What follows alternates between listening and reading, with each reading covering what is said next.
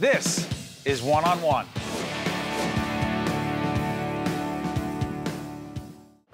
You ever think about another life? What you mean? He's always the cookhouse, the flower beds, the quarters. He's been the four corners of my entire world. Is there more? You know, I do. I think about all kinds of lives. Like picking my fingers bloody out in them cotton fields. Or being put up on that block, sold away from my chillin'. Maybe deep south to a breeding farm where they forced me to have a dozen babies I'd never get to hold. And like I held you. Oh, yes. I've imagined thousands of different lives. Which is why I work as hard as I do, make sure this one here is as easy as it can be. Well, she's looking at it, and a lot of other people will be looking at it. That's Underground, the WGN America series called Underground. You're looking at Amirah Vann, who plays Ernestine. Yes. Otherwise, you call her Miss Ernestine. First of all, welcome. Thank you. Tell us about the series. Tell us about the character.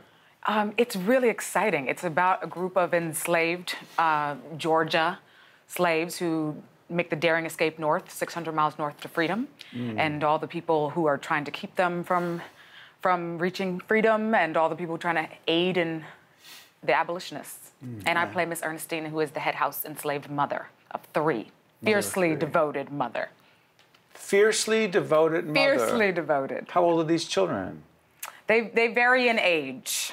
but you know, at that time, you know, you had kids when you were young. So, okay, so here's the thing. A series like this with such a powerful message about an extraordinarily embarrassing, tragic time in our country's history. What does it mean to you? What does it mean to you? It's important to me because I feel like that's the way we've always viewed it, as such an embarrassing time for everyone involved.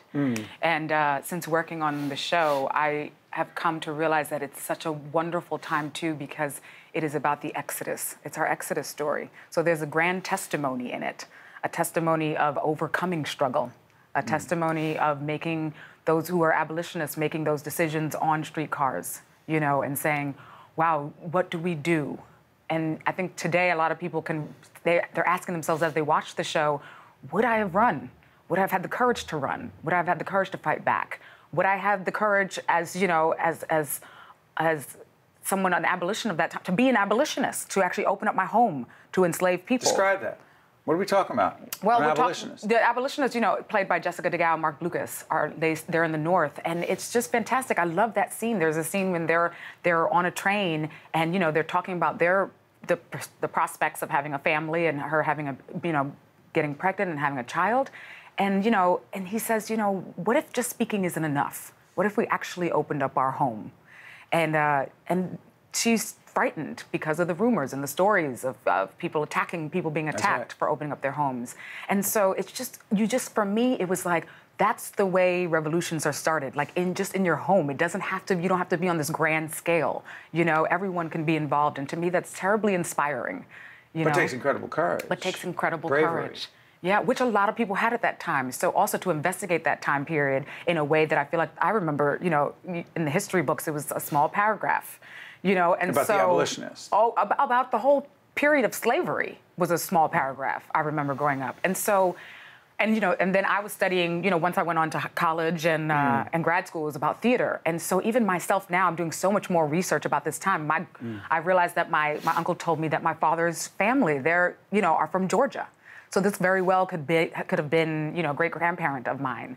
And so all this research that I have to confess that I hadn't done. And so it's extraordinary to realize how many people actually rebelled, how many people had that courage. And that being the new legacy, it makes you really say, wait, this is something that we should really celebrate, and we can kind of all look on. And I think, you know, once it's made human, it's more accessible, and the story can be kind of passed on to the generations the proper way. Where'd you grow up?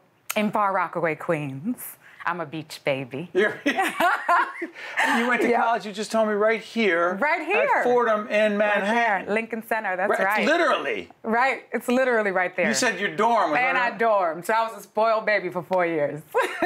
Right over on 9th Avenue. Oh yeah, right here.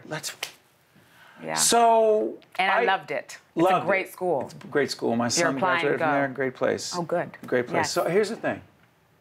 I asked you before we got on the air whether you always want to be an actor. You said no.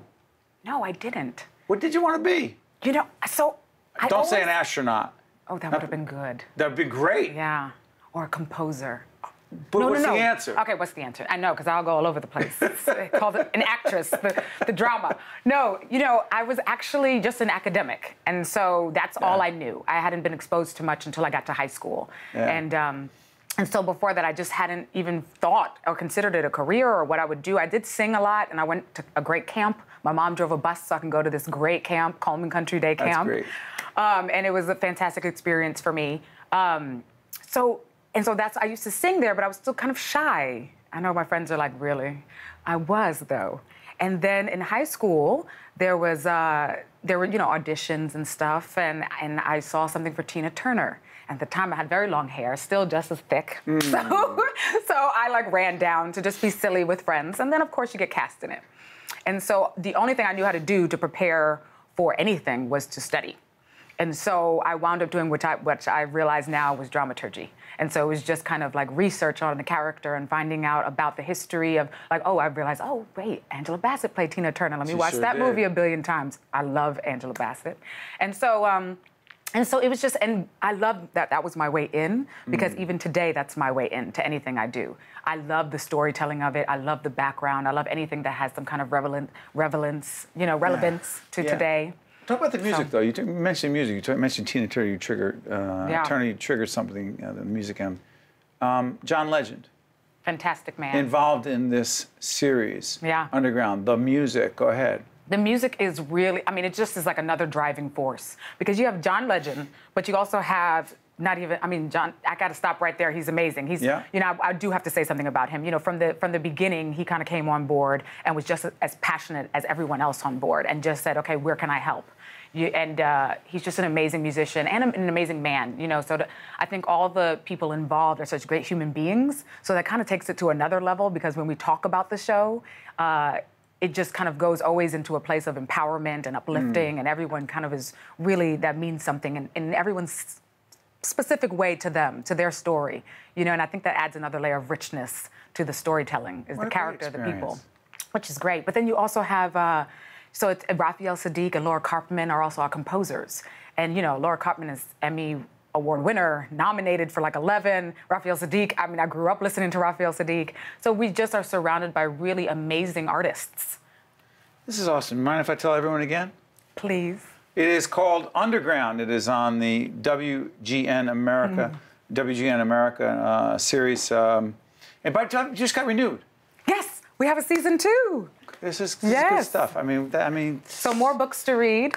You are more research to do. And more acting to do with Misha and Joe, our showrunners and creators. We wish you nothing but the best. Thank you so much. Thank you. Thank you. You were complaining about our studio being cold. You feel warmer now? I'm warmer now. See, it's beautiful. Yeah, that's what because happens. it's a very friendly PBS feeling here. Stay with us. We'll be right back right after this. Thank you very much. Thank you. One-on-One with Steve Adubato has been a production of the CAUCUS Educational Corporation, celebrating over 25 years of broadcast excellence. This special edition of One-on-One with Steve Adubato is brought to you from the Tisch WNET studios at Lincoln Center. Funding has been provided by Hackensack University Health Network, Hackensack University Medical Center Foundation, Investors Bank, Felician University, New Jersey Resources, the North Ward Center, and by Cone Resnick. Transportation provided by Airbrook Limousine, serving the metropolitan New York, New Jersey area.